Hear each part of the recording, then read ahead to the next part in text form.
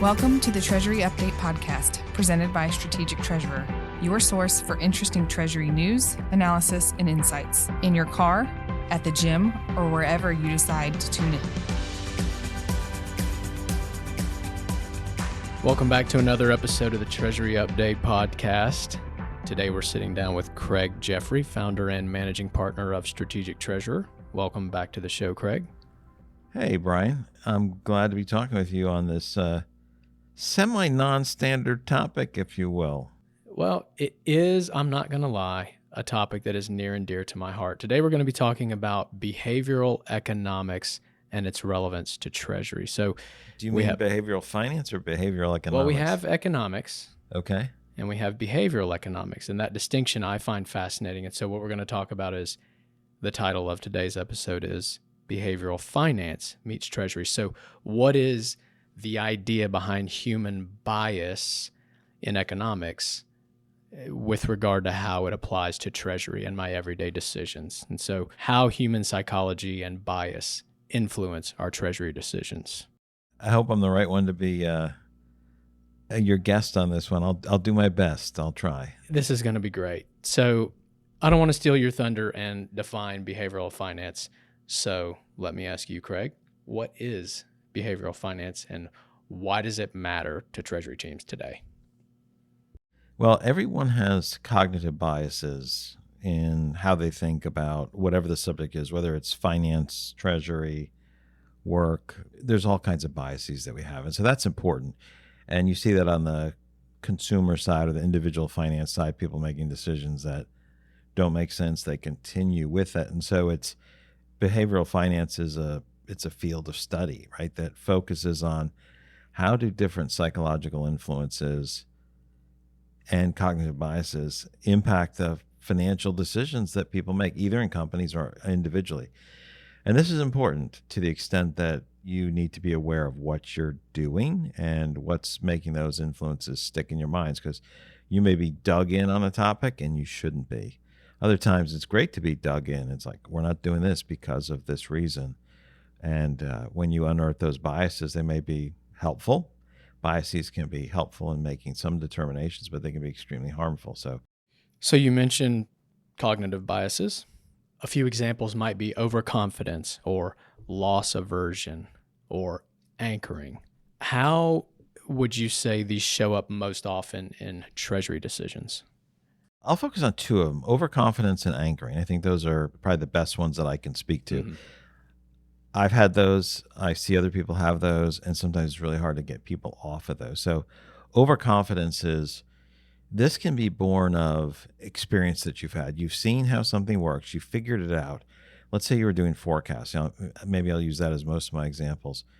You've seen how the cash flow works in an organization. You learn.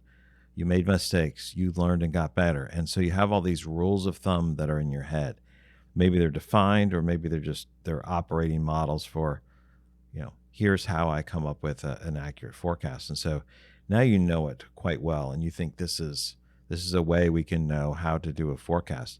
And yet what's happened in your organization, it's changed. You've acquired other firms. Business lines have grown at different rates. They're in different geographies. And so your fundamental rules of thumb have altered and changed notably and significantly. That's one example. The other is people making statements, this can't happen, or the rates are going to go up, or this is going to occur, things are going to go down. And it's stated with this level of assurance that, while if everything goes according to the current trajectory, that would be the case, we don't know that's going to be the actual future outcome. There's other variables that can come into play. And so that overconfidence can mean you're making decisions to hedge, not to hedge, to buy or invest in different ways, as opposed to following your framework principles of risk management or diversification. So that overconfidence is a big area. And the hard part about that is we're competent and we develop confidence because we've done things a certain number of times and we've seen how that comes out. And so we develop some type of faith in that, right? With faith, like we learn to trust it because we've made good decisions based on that. But we become overconfident when we don't realize there's new factors that come into play. So that would be one for overconfidence, or two. I guess I gave you two. Yeah. I gave you overconfident. I gave you two. On the anchoring side, this idea that when you state something, you have something in your mind, you fix it, you anchor it, and then from there, it's hard to move off of that because that was in your head, and that's a point of reference. And individually, you can see that when you think of when did something occur, and you don't fix it to a year, you fix it to, how long ago was it from now? And like you fix it to something that's movable as opposed to, let's say, a year. And so you're like, when was Kennedy shot? So there's an element of you anchor something, and we can fix things anchor things in a way that relies on what did we first say? What did we first expect with this line of business activity? And then new information comes in and it's different. And we keep doubling down. You can see this. I don't want to pick on salespeople or heads of sales groups, but they're like, hey, this is our budget for the year at the beginning of the year. And they're missing their budget. And then we're going to make that all up in the last 3 quarters. And then you're halfway through the year. It's like, we're going to have a really good late third quarter and fourth quarter. And they get to the end of the year, and it's like most of this stuff pushed off to the next year. And what is that? That's anchoring. You're making decisions and assuming you're still correct, even though there's competition in the marketplace or something else has occurred that needs to be different. That matters with cash flow forecast. It matters with understanding what the interest rates might be provided by the Federal Reserve. It could be based off a number of factors, and you don't move off of that. So you've walked us through overconfidence and it's some examples. You've walked us through anchoring. Can you think of any real world examples of where you've seen this play out in a treasury team, and maybe even with loss aversion? This idea, we all have an aversion, a natural aversion to loss, and that's a good thing. But even when all of the data points that I should be doing something in particular, my natural bias may be to lean away from that and towards safety, perhaps over safety, to avert that loss. And that can come from real or perceived expectations from management or other stakeholders, events in my personal life that have maybe fed into this bias and strengthened it up to this point. But with all of that said, we have this natural aversion to loss, but sometimes it can be overpronounced and cause us to make bad decisions, even when all the data is pointing against that. Can you think of any real world examples that you've seen when that's happened, or with overconfidence or with anchoring? Well, in personal finances, you see lots of examples where people are like, I'm in it for the long term. I have a well-diversified portfolio. Maybe it's heavy in equities, and the market goes down a lot and they're scared. So they pull out of it. Yes. They remove their diversification and they wait till the market's almost all the way back. Then they buy back in. So they suffered a huge portion of the loss, and they buy back in, as opposed to saying, my horizon is a long term and I'm diversified across these various sectors or durations, what have you. And so you stop what your overall plan is because you're concerned about one area. You lock in the loss. Others are something's not working, a business line, right? It's very hard to pull out of certain activities, especially if you're tied into it. How do we think about that, right? It's like, I'm not going to lock in a loss. Maybe it'll get better. It's just about to come back. And so those two things almost fight against each other. Do I get out too early? And if it's part of your long-term strategy and you're diversified, why would you get out early? That doesn't follow from that. And then the other side is you're ditching things. You're staying with things too long. You're running them into the ground. Like this restaurant's not working in this part of town. Well, it's going to get better. It's like, why is it going to get better? And then eventually there's no restaurant. On the overconfident side, real world examples, Brian, one thing I would say, this is really interesting, because if you look at corporate treasury, their role is to manage risk, ensure there's liquidity, and several other things, make sure payments are secured, the relationships work. All of those factors matter. You can see where overconfidence can take place where someone's doing FX trading, for example. They're buying legitimate activities for the organization. And I've seen this. This was a case that was very surprising to me. They started seeing correlation, time of day, when rates were better. And there are times where rates might be better during the day. And they started seeing, hey, if we time our trades, we can do a better job then.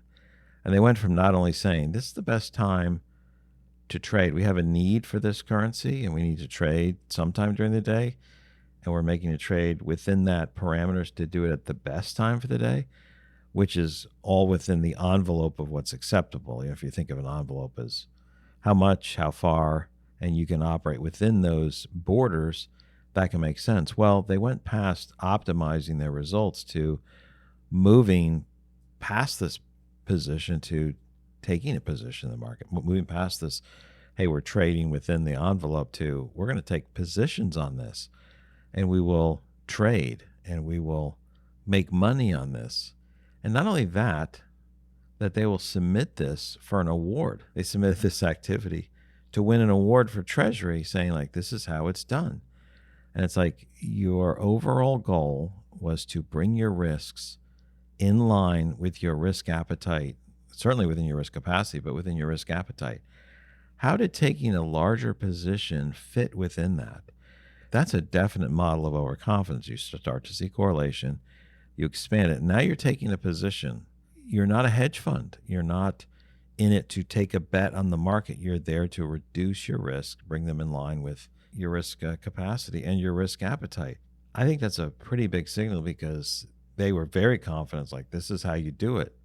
It's like, this is not how you do it in corporate Treasury. That's, you drove outside the envelope. You ripped to the side of the envelope and did something different. That was one. Another example, and this is interesting because this is repeated many times, and it's always easier to see this, I'll say, fault in other people than to see in yourself. But you can see it in yourself and how you think. And this is where the challenge is. If you say, and this was a phrase that was said, looking at investments, different investments, short-term investments, asking about diversification, asking about a couple other elements. And the response was, well, that can't happen again. This type of loss, looking back to the financial challenge in 2000, in 2008 and 2009, that can't happen because this regulation or that activity. What was meant by that is not, it wasn't just the exact thing can't happen because companies don't exist or there's other elements put in place to reduce risk. It's that it can't happen at that level. Therefore, we don't have to be as cautious because something else has come since that occurred. That is one of the most surprising things, because while the exact same thing might not happen, something just as risky can occur, which can be just as deleterious or harmful to an organization. So we have to think, what can occur? Because what happens after it occurs, what do we say? That couldn't have occurred. That didn't occur. This is a dream. They're like, nobody could have predicted that. And that's said many times, like, nobody could have predicted this would occur. These three things would have happened at once. It's the perfect storm. 3 waves together made this giant, tsunami that hit. But the issue is we need to be mindful of those and be more risk averse and open that we may not know what's going to happen. We know significant things are going to happen. How can we best manage that? Those are 2 of the examples, Brian, that I would bring up. So we all have biases. What practical advice do you have for me as a treasurer to help me guard against the bias that definitely exists within me? How do I guard against that in my decision making? And maybe a subset of that might be, well, I'll come back to that. Go ahead. How do we practically spot or reduce the biases? I think the first thing is, if we think of frameworks and we think of policies, if you establish frameworks that help you with, let's say, risk management or trading activity or how you invest, you're creating a framework that says how the organization will operate. And that boils down to policies. That boils down to the envelope that you're able to work in.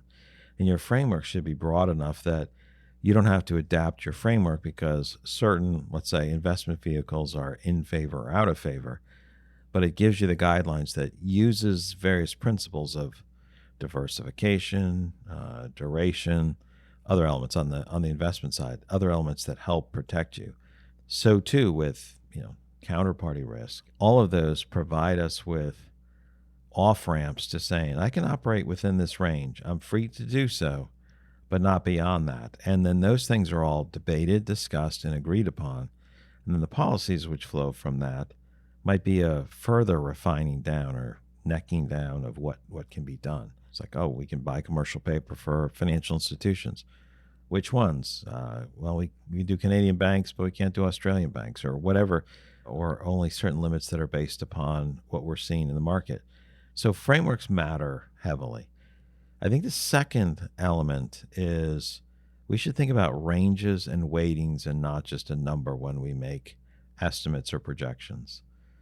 The example of that is the expected value. If you roll 2 die, you roll a pair of dice, and you can get from 2 to 12. What are you going to get? You're going to get 7 on average. Over time, it'll average to 7. But the range is pretty significant. And so when you start looking at what are the possibilities, we need to think about how confident am I that it's going to fall in this range? My forecast, counterparty risk, interest rates, cost of fuel, whatever those things are, think about them as a range and weighting, not as an expected value. That's probably the hardest thing to do because you're like, well, what's the average? Okay, it's 7. I'm going to say it's 7. Well, that's a great high frequency number right in the middle of this nicely shaped bell curve, which works for rolling dice, but it's not necessarily good for the other activities. So that would be, think about risks in ranges and weightings, like what's the percentage, and recognize that you've got a couple standard deviations. There's 5% that falls outside that range. That happens 1 out of 20 times. If this is, semi-annual, right? Every 10 years, you're going to have something that falls outside that range. What's the negative downside on that? Are you accounting for that? I think that's another piece that we don't just overlook, the very negative downside that seems extremely rare, but you're still going to see that multiple times in your career. You just don't know when. That would be a second one. The third, I would say, is make sure you're dialoguing with the team in a dispassionate way. You may have a position like, I think it's going to be this. And you may want to put an exact position, but you also need to be dispassionate and saying what's the range. And I think if you're dialoguing with the team, it has to be an environment where people can challenge. People at any level can challenge the assumption. Oh, it's going to be a great market next year. We're going to be 4% GDP growth. We've historically been 2 times that, so we're expecting 8% growth. It'd be nice if someone could challenge that. And that ties into like a subsection of that is have an independent review of the assumptions and the weightings. So let people challenge those, whether they're part of the team or they're separate from the team. I think that's helpful, whether it's from the frameworks or the assumptions you're making about a particular situation. One of the areas that helps, I think, is evaluation and debriefing. What happened, especially when an outcome fell outside the range? It should be done when it fell inside the range as well.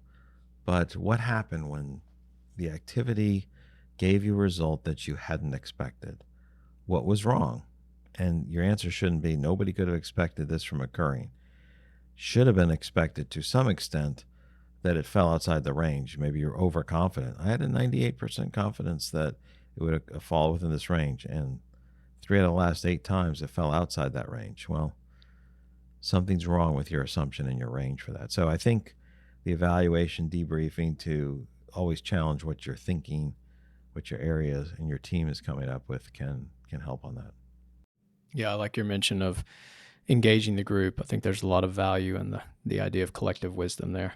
So wrapping up, and this is a bit of speculation, but do you think that there's a correlation between our approach to investing in our personal lives and our approach to investing as treasurers? What I mean by that is, could I look at how I generally tend to handle investing in my private life? Is it overly conservative or is it overly aggressive? And could that give me insight into how I may be managing my decisions in Treasury and maybe help me make better decisions and avoid those biases?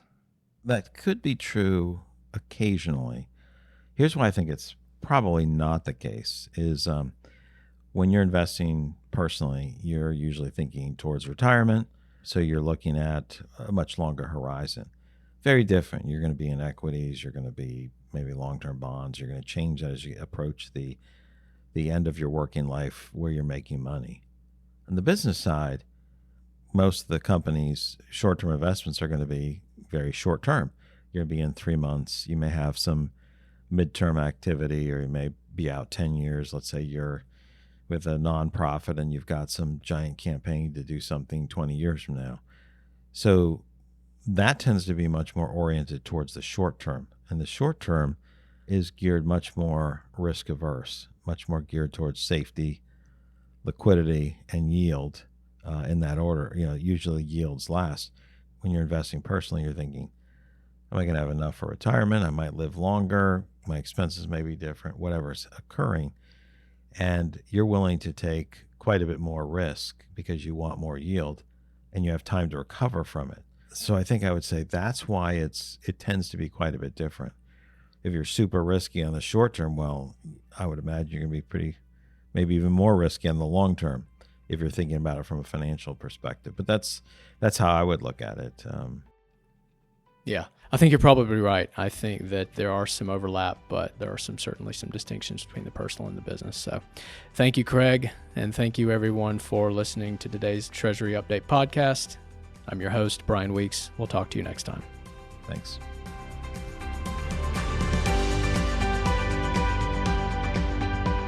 You've reached the end of another episode of the Treasury Update podcast. Be sure to follow Strategic Treasurer on LinkedIn. Just search for Strategic Treasurer. This podcast is provided for informational purposes only, and statements made by Strategic Treasurer LLC on this podcast are not intended as legal, business, consulting, or tax advice. For more information, visit and bookmark strategictreasurer.com.